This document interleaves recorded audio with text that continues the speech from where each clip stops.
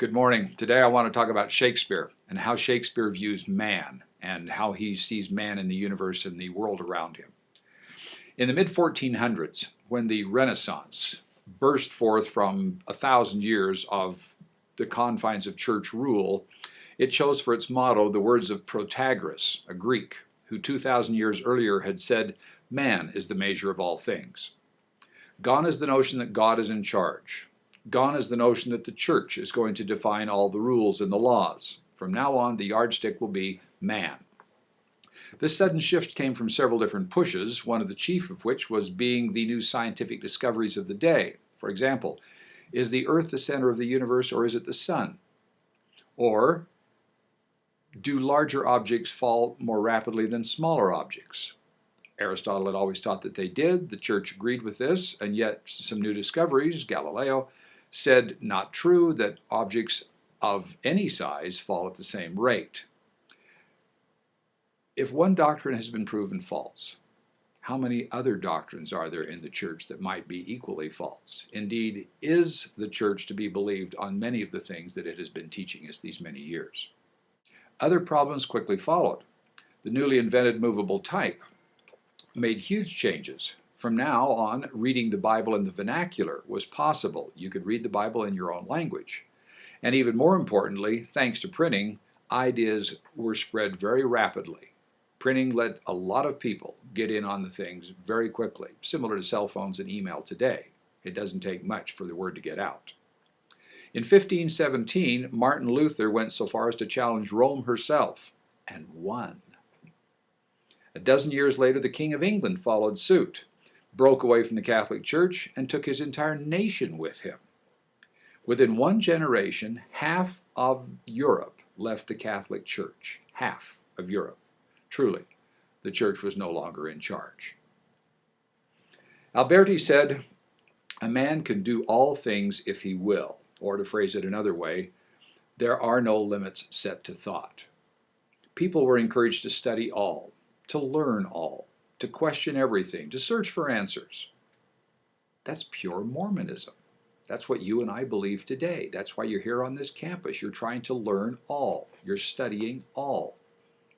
Their word for this was called virtu, V-I-R-T-U, not virtue, but virtu, and it meant simply be all that you can be. Be the best at whatever it is that you start and try to do. And this was a copy of the old Greek version of the same thing, which is called arte, which meant simply be your best. This new humanism became the focus of the age, and some of the best minds in history converged upon that idea. All subjects were now brought into view, all subjects, subjects which had heretofore been outlawed by the Catholic Church. Humanism bloomed in Florence, a city which was very progressive, the leading city of the Renaissance, and a city who chose David for its role model. But David was not this young, deacon-aged David of the Bible. This was a Greek David. This was a David, well, when you and I picture David, the image that comes to mind very quickly is Michelangelo's, that huge statue by him. But this David is completely wrong for the Bible story. I mean, this David is huge, and he's fully mature, and he's perfect in every way. That isn't the David that went out to fight Goliath. No. As a matter of fact, if we look at it from Michelangelo's eyes, he was the giant. And Michelangelo chose to sculpt David in a Renaissance pose, a Greek pose, a thinking pose. There's no action here. This scene is completely mental. This David is asking himself whether or not he should go out and fight Goliath, whether or not he should get involved.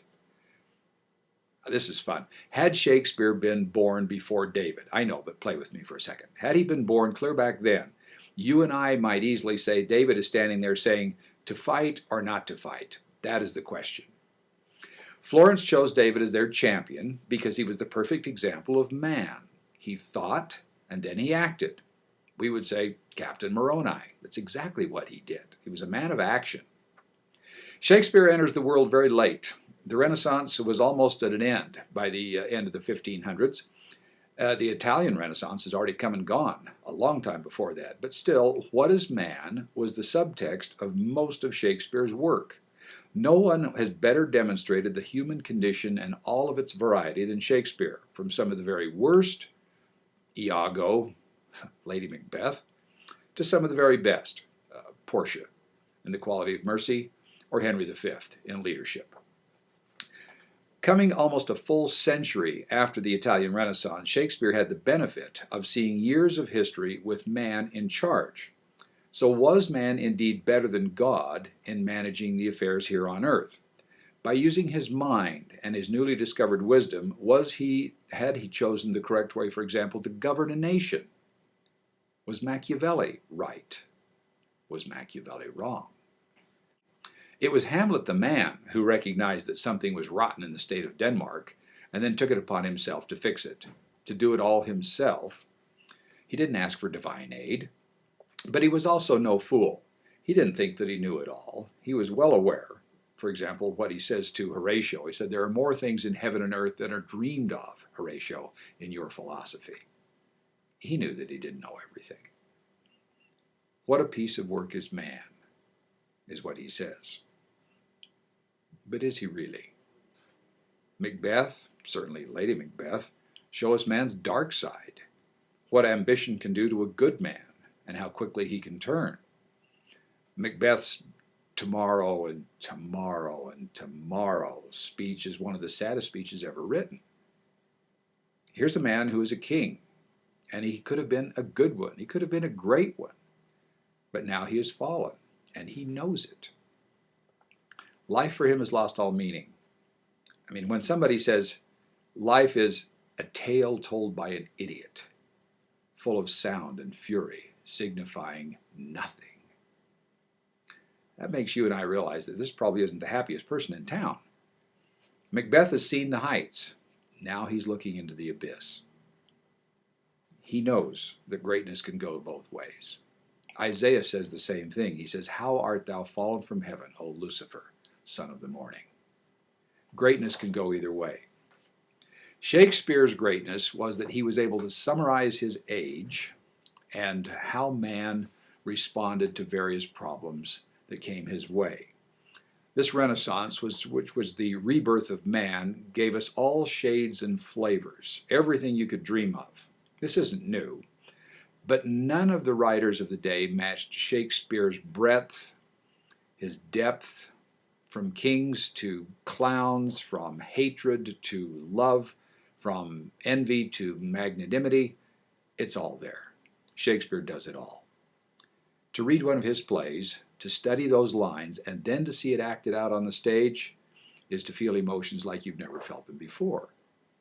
Shakespeare concludes by saying that man, the common man, the average man on the street, is incapable of self-government. In fact, left to his own devices, the average man flounders. He needs directions. He needs rules. He needs good leaders. The average person simply can't handle making those big choices that come his way. And, well, maybe he can, but he's usually happier if someone else does it for him. Someone else who makes those big decisions for him.